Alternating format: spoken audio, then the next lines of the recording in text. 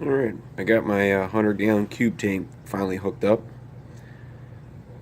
That's how she turned out.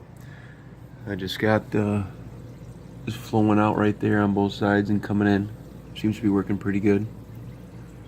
Just plumbed it. Them are 1-inch PVC plumbed in to a T in the back of it's hard to see, but plumbed into 1.25-inch pipe, then going through the wall. And you can also see the returned hose there too. Let me go around back and show you the sump.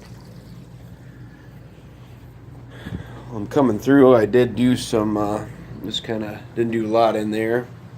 I had more lava rock because I took the bio balls and a lot of the bio balls and put in the other sump.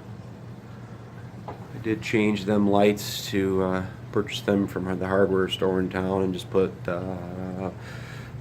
LED lights inside there. They work pretty good. Yeah, looks nice out there. I did add a train table.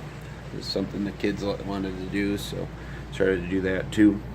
The sump I actually used is just the saltwater one I had set up previously. Cleaned it all up, just trickle filter onto the tray.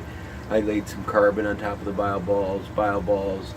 I threw some aqua clear pads that I had, just kind of stuffed them in there as a little extra, and a heater, and just return pump. I did have to plumb this into here to turn this valve to slow the water down a little bit.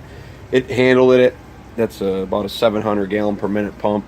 It did handle it, but I was just a little uncomfortable. It was right kind of at its max, and I, just in case something happened, I wasn't a fan of that. So I did that to kind of, you know, be able to pull it back, pull the water pressure back a little bit. It's working pretty good.